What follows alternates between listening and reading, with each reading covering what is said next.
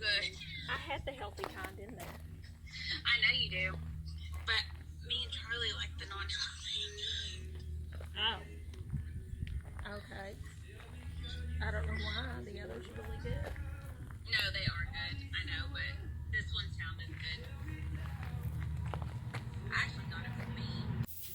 All right, so I'm working on this tattered flag, and if you want to see how to paint one of these, if you want to see all the artistic grinds, I got a video that I'm selling on my website, link in the description. But I thought I'd just take you along on this part of it, because really you can do this any way you want. Lots of guys plasma or laser cut certain kinds of brackets and weld them on. But I've done that a couple of times. I've just always come back to my old tried and true, which is to use a 3/32, or in this case 1/8 inch TIG filler rod, ER70 S6, and I bend them like this, and use those little bent part of the legs to lay flat, and weld those to the steel. I don't think that would ever break or come off. The width here gives you some flexibility in how it's, where you put the screws in the wall and how you mount it.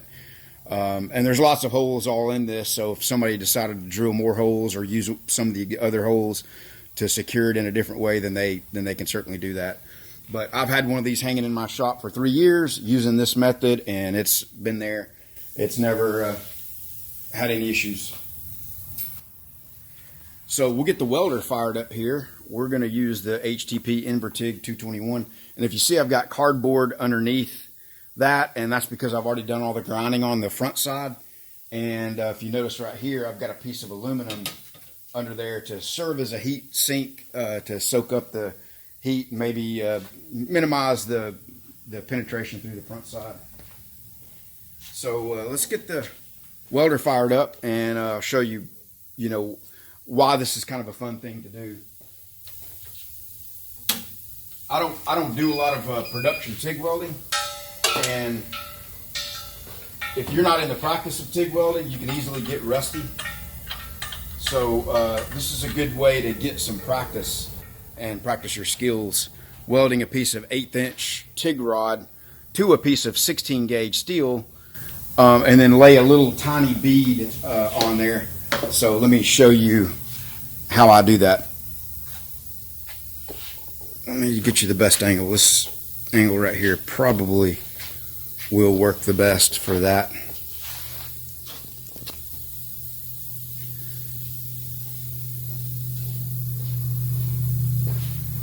I've talked about this in a bunch of other videos. I keep these glasses right here.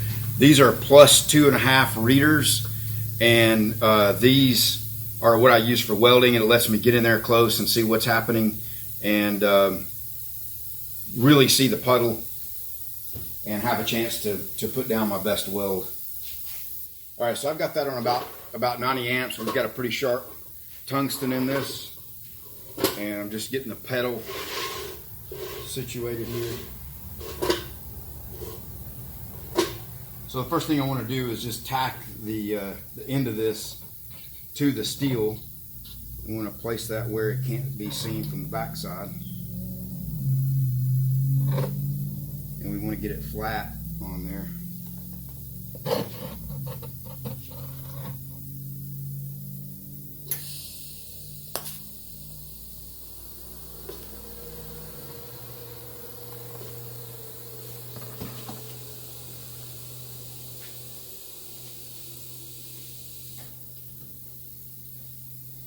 So we got a little tack on it right there, and I'm going to tack the other side. I've just got something to hold it down with real quick. Make sure it's pressed down on there fairly firm.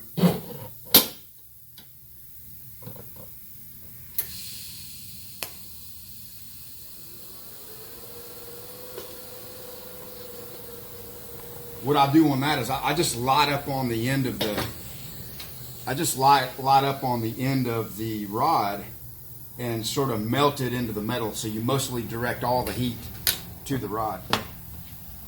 All right, so right here I've got a piece of, I know people are giving me a hard time about this. Just trust me, it'll be fine for what we're doing here. This is a piece of 045 TIG wire. It's stainless. It's 3 308s, and we're going to use this 045 to put us a little bead just coming right off of that leg right there on both of these.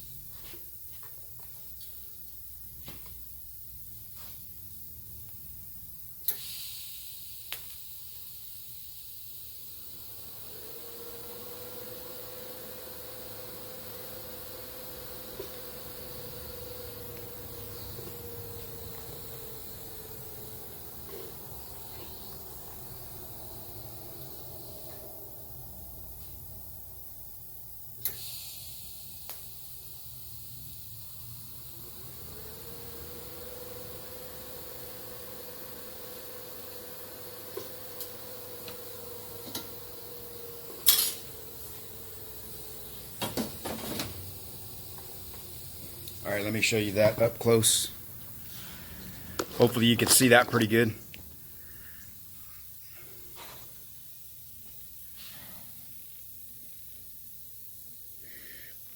So we just laid a little bead on there, and we'll flip it around and show what the front looks like here in a second when I get the other one welded on.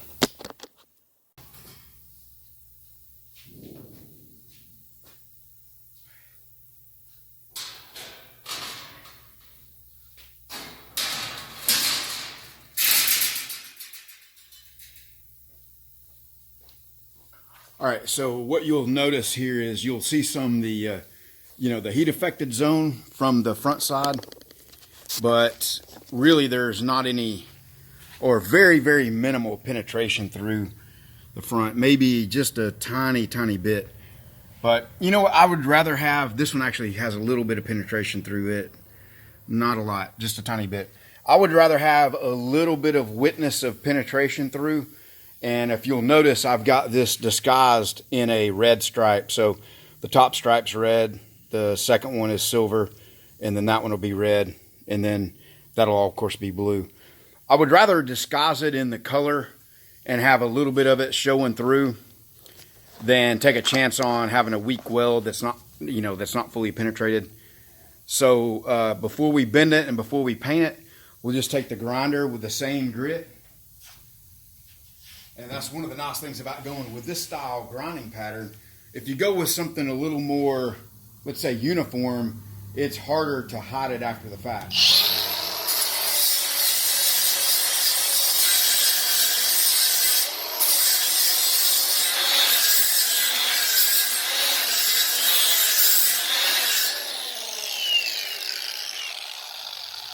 See, that pretty much disappeared, and we'll do the same thing on this.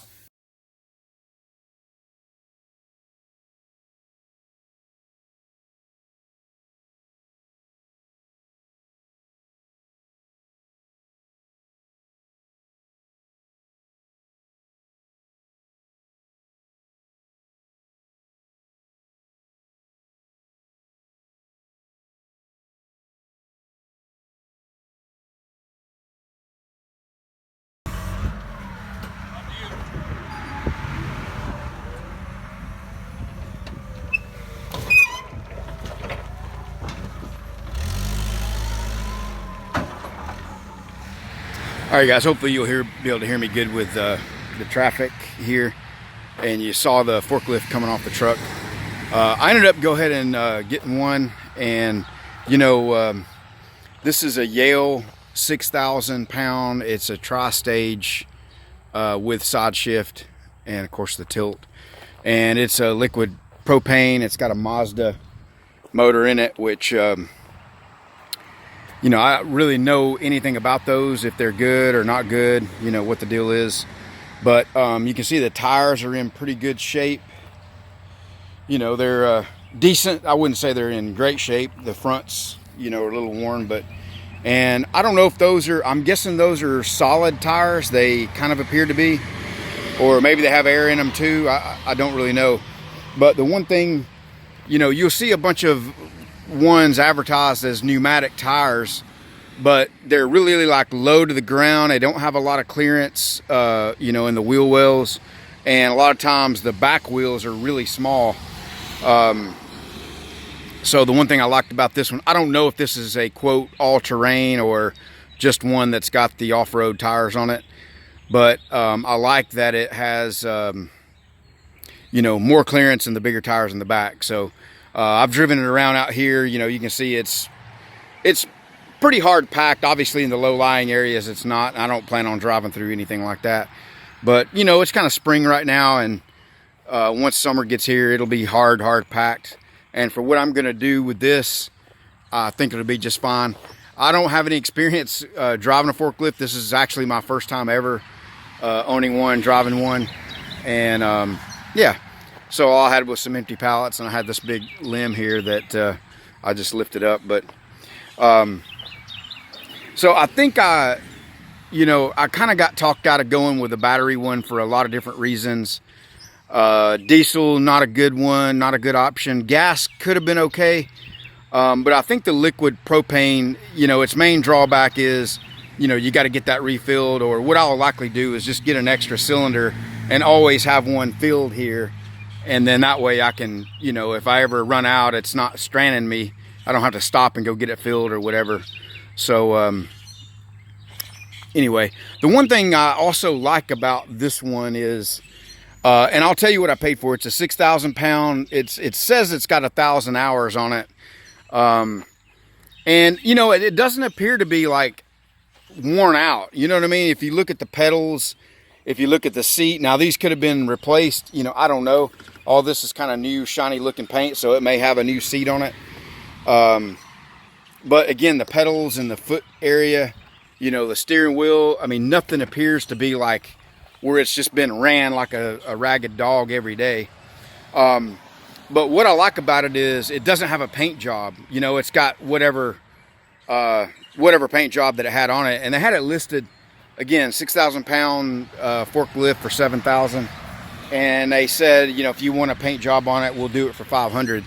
The ones that look all shiny, but they're old, where they've slapped a coat of paint on it, you know, I would rather have it like this, where I can see what is what, and you know what, you know, and see it just like it is. I'm sure this is probably the original paint job on it. I don't know that for sure, but anyway, let's see if we can. I don't know how to raise this up where we can look at it. See what we got under here.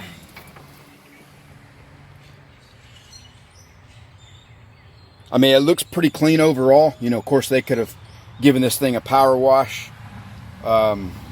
They did tell me that one of their standard procedures is to rebuild all the cylinders on it, repack and rebuild them. And my question was, well, if it's only got 1,000 hours, why would you already need to be doing that? And you know what they said was, it's really more about the age. If it's been sitting around, been outside, you know, or whatever, they can start leaking and, you know, and all that. So it's been sitting here for a couple hours. I don't really see anything visibly leaking on it, which that's a good thing. But anyway, let me get on it and drive it around a little bit and show you a little about it, and we'll go from there. Yeah, you're gonna notice that I'm not skilled at this at all. But once I get familiar with the controls and what controls what, you know, I'll get better and faster at it.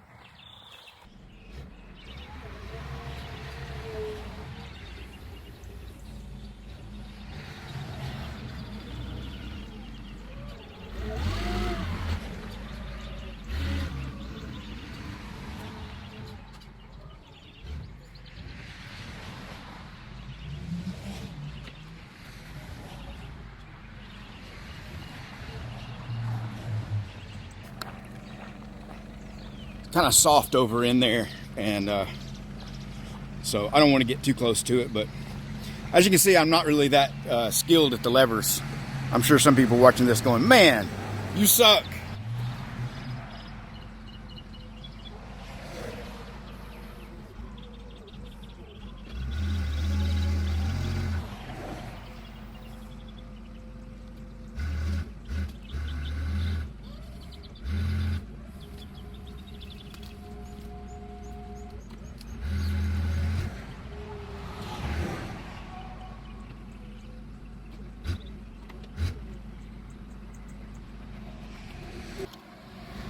Well, that was what I was afraid of. It's pretty dang soft once you kind of get off of this hard pack right here, off into that. And Yep, she's sunk in there pretty good. So let's pull it out of there.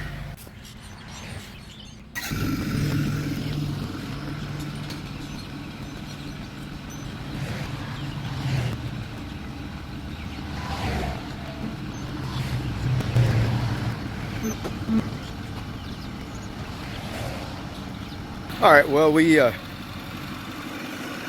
pulled it out of there. I think one of the issues, most people, you can see how soft that is and buried down it was, but let's see how it's going to go in and out of the shop.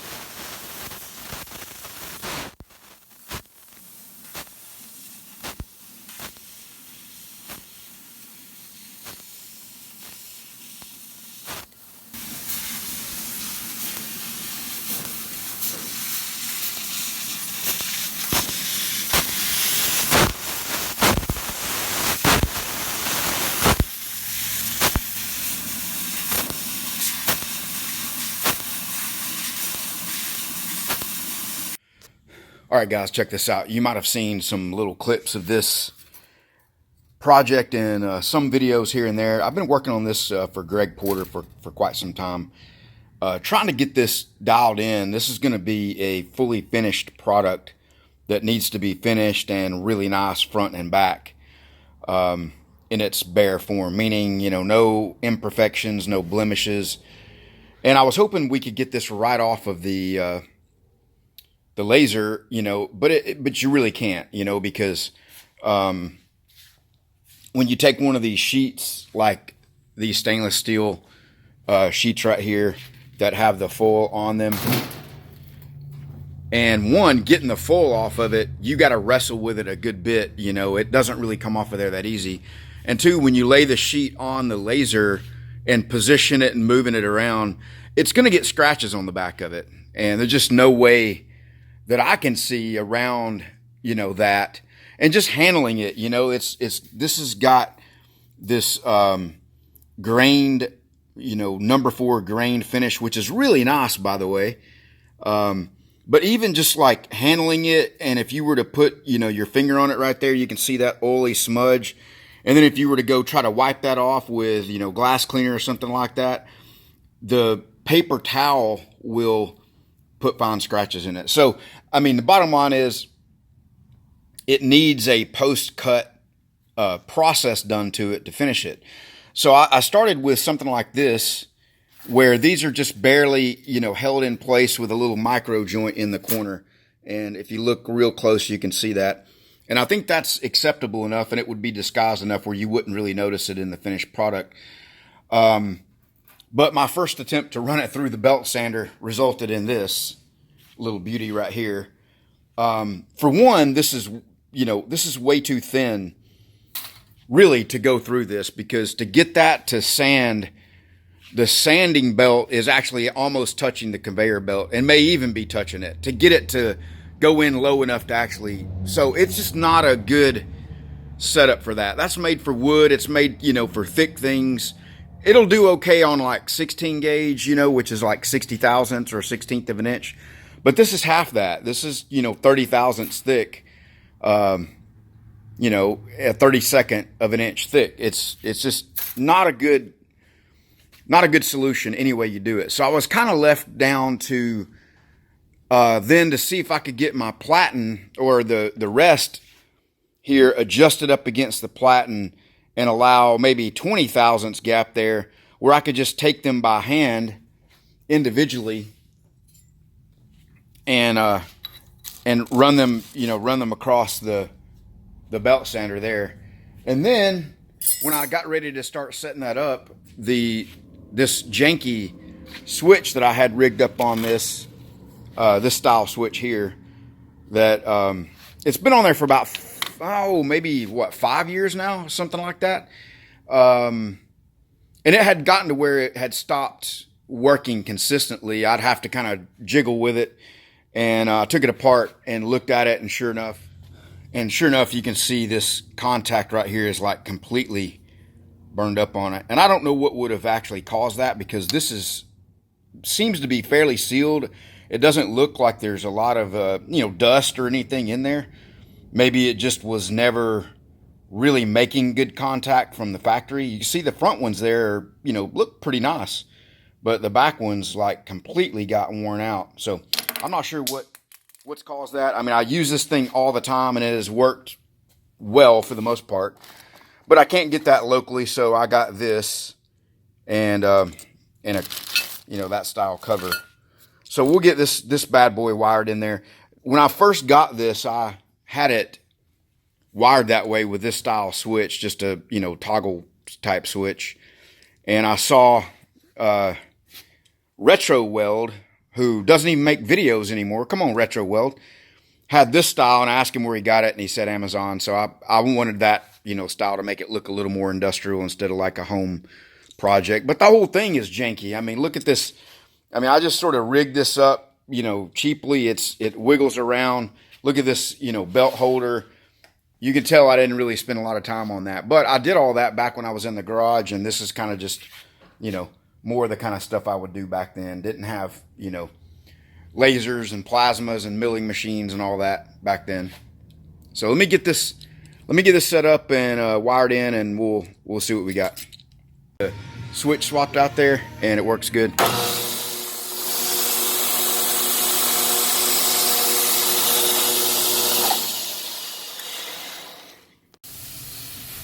All right, well, you can see in there that the machine's running, and I've got it set up pretty good where the micro joints will hold things in place. If you get these letters right here, if you don't micro joint them and just let them, because they're so thin and long, they'll pop up an edge. And then the letter next to it won't cut all the way through, because the height sensing will ride up high over the popped up letter. So you have to micro joint all these. You micro joint them in there too tight, they won't really come out easy. If you do them too loose, they'll still pop up on you. So it's a fine art to getting it dialed in where you don't have a lot of extra post work to do. And I also can't walk away from the machine, because I mean, it runs pretty good. You see it's in there running pretty good now, not really causing any issues, but there's a few little things that it does that you need to be nearby to catch it when it's doing it. Otherwise, so it's a beautiful sunny day out here in Texas. You can see my easy chair set up there. I got a bucket, and I can keep one eye on it, and I can do a little bit of work here and process it.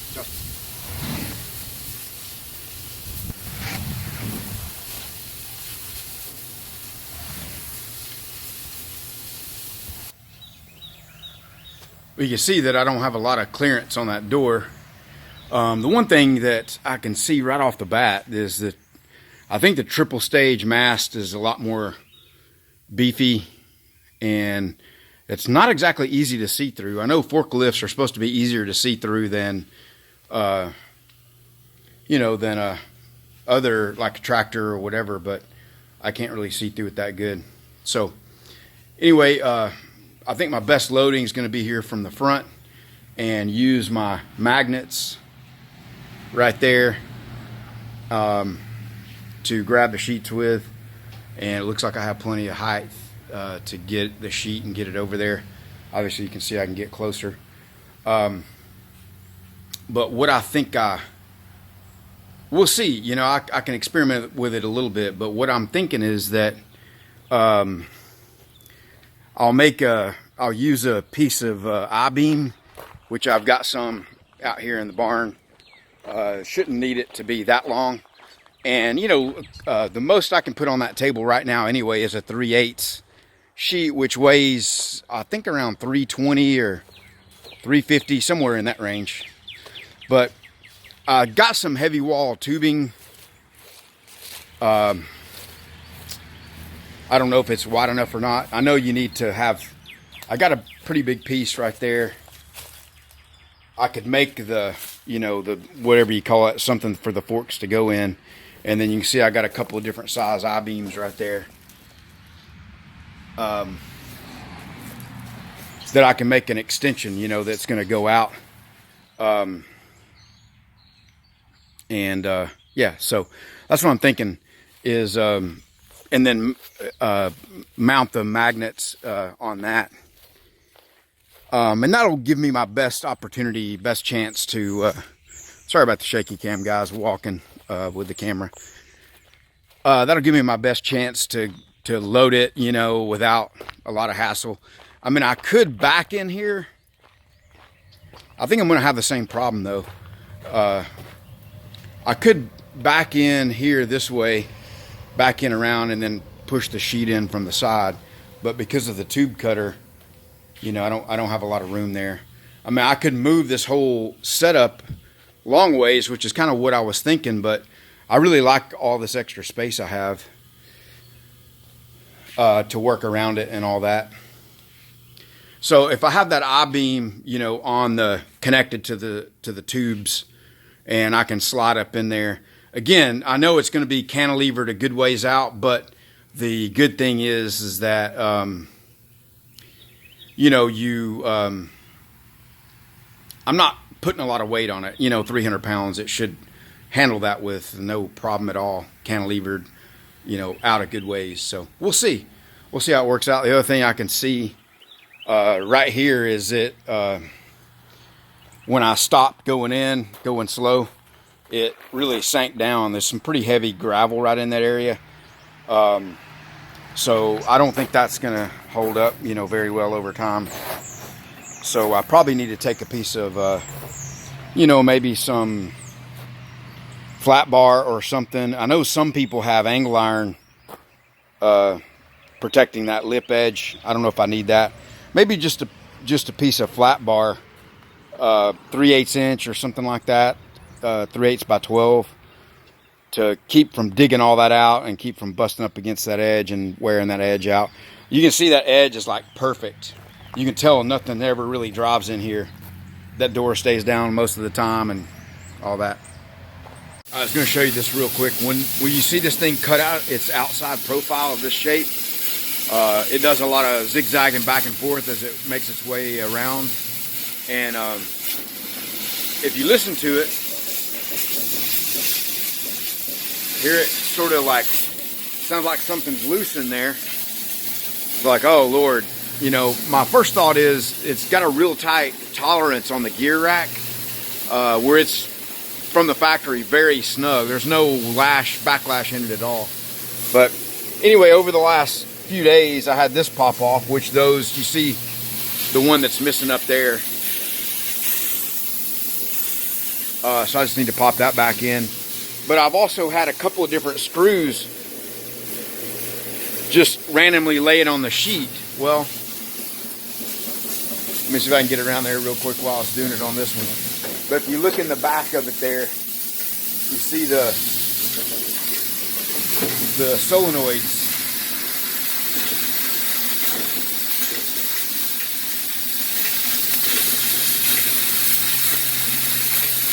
And they're bolted down right there. And you see they're just rocking around like crazy. So that's where the screws came from. I just never noticed it. And you know, when I would manually jog the gantry, you know, back and forth, there's no backlash at all. So I didn't feel like it was a rack, you know, gear where the motors had, you know, it's got some jack screws on the motor plates that jack it into the rack and keep it in there secure. So I thought maybe some of those had backed off and I just needed to tighten them back up. But anyway, you see what it is. We'll get it fixed up when after we get this part of the job cut. You see what we're cutting here, more Greg's Garage skyscraper guitar gauges.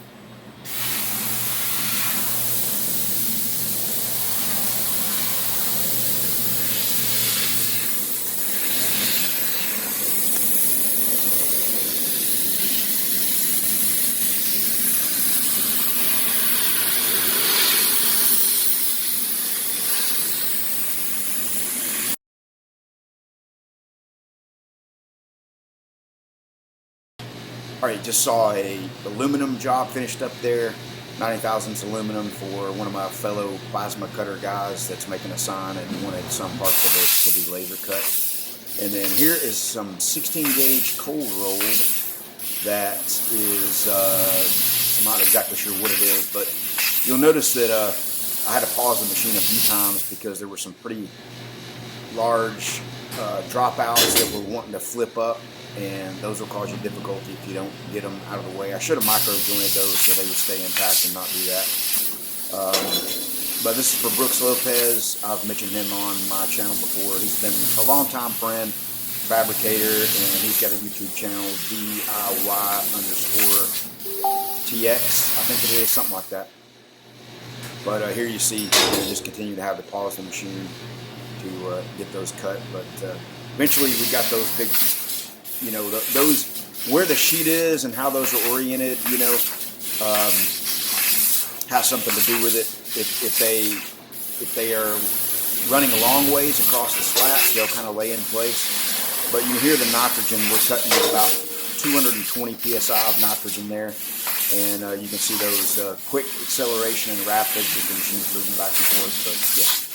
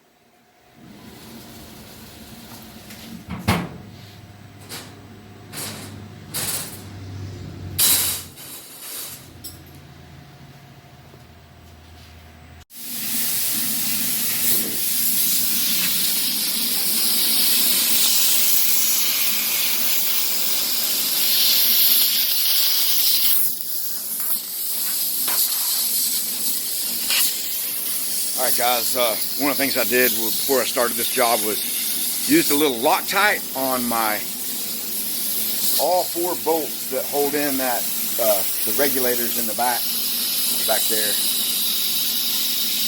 had come loose. So we got it back in there with Loctite.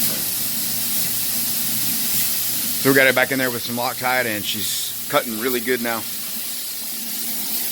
This is some 18 gauge cold roll that we're cutting for Luke Sear over at Serious Metalworks. If you guys are looking for a plasma table that's in the, you know, 8 to 10, whoop, let's see what we got going here. Like we might have had a tip touch. We're running really close on this. We're running at 0.007 of an inch, 7/1000ths of an inch is the cut height I'm running at. And for you metric guys, that is 0.5 millimeters, I think. Don't quote me on that. We'll restart it right there.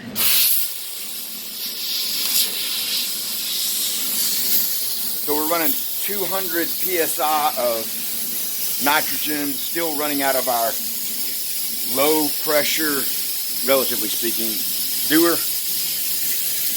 And it's holding pretty steady right there at 200 psi. We might be able to run it a little less pressure than that, but seems to be doing good. Anyway guys, as I was saying, Luke Sear, Serious Metalworks. If you're looking for a plasma table and you want to, you know, you're in the market and you're trying to figure out the best option for you, I would highly recommend that you take a look at Luke and his tables. They're affordable, has an excellent reputation for service and support. And if you buy one of his tables, hey, there's a good chance you're going to get a logo on it that was cut on my laser.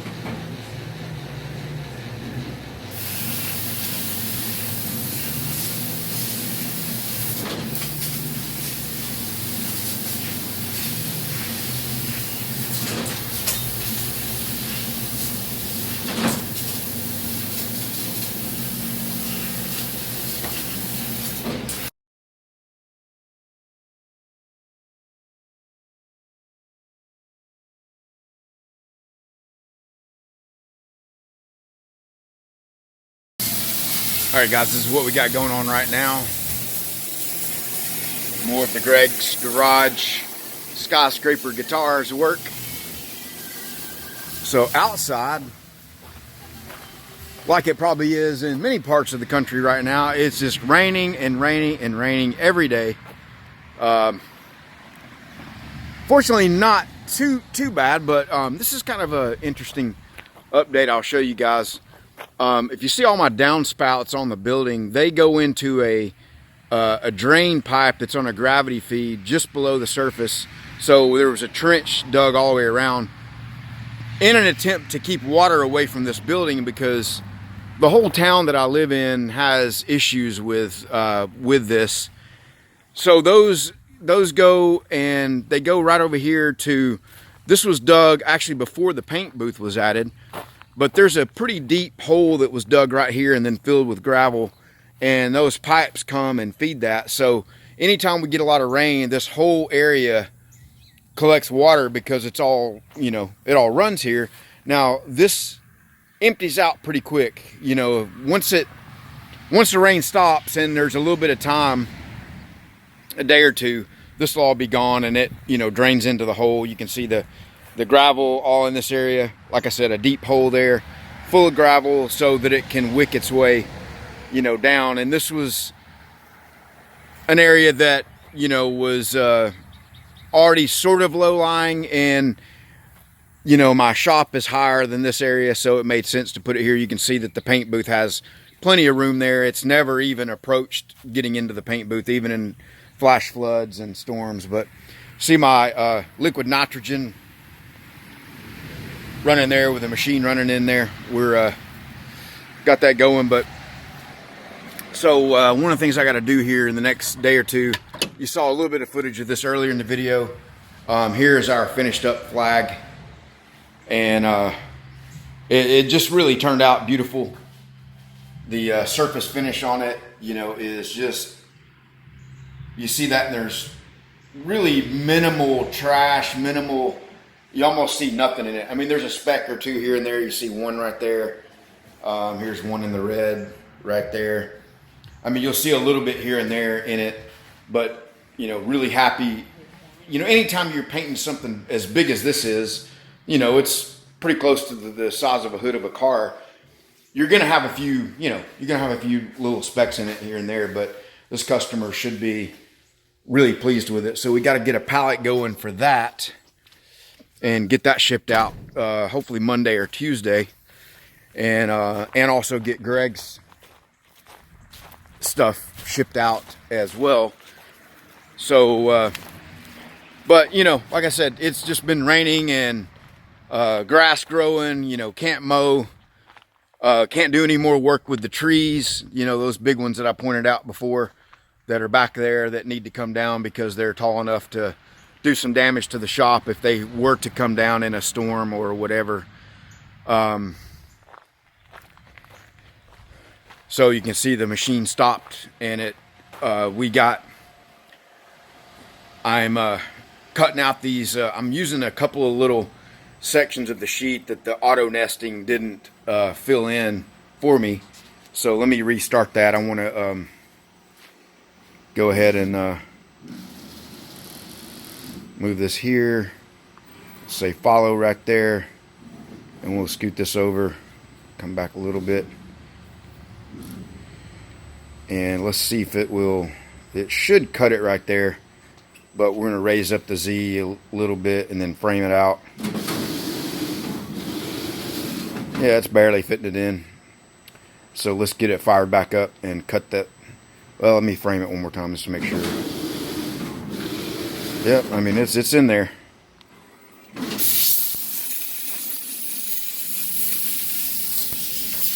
So a couple days ago, I drug this pallet in from outside to let it start draining out. I got a few of these from where I've bought, you know, some 5x10 or 4x10 sheets of aluminum or stainless, and so I just keep them around because I will cut this pallet down and make a, you know, shipping crate for the flag, which is about 7 feet long, and this is 10 feet. So I'm gonna have to cut about 3 feet off of it, and then I'll fill in some of these boards. I'll build it up, make a nice shipping out of it.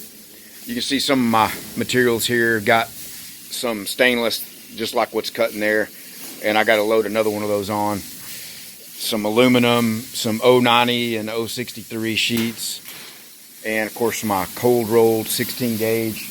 And there's actually some cold rolled in here as well, some 18 and 20 gauge back in there. So yeah, so that's what's going on. This is a Saturday, and I messed around with my rotary tube cutter a little bit and discovered, let me walk outside, you can hear me better for that machine. I discovered that the actually some guys on the Facebook group for our laser forum pointed out that the software for the rotary tube cutter takes in IGS format, which is a little bit of an older school 3D modeling format. Fusion 360 has the ability to export to IGS and IGES, but when Fusion 360 exports, there's certain components of it that it does not export with it that this machine needs. So you need Autodesk Inventor LT, which is not free software like Fusion is, and costs you like $400 a year. So it looks like I'm gonna have to buy something like that to be able to use this. And I'm working on a part that I've got a preliminary order of 400 that's been temporarily put on hold, which is fine anyway, because I'm still kind of working through cutting it, you know.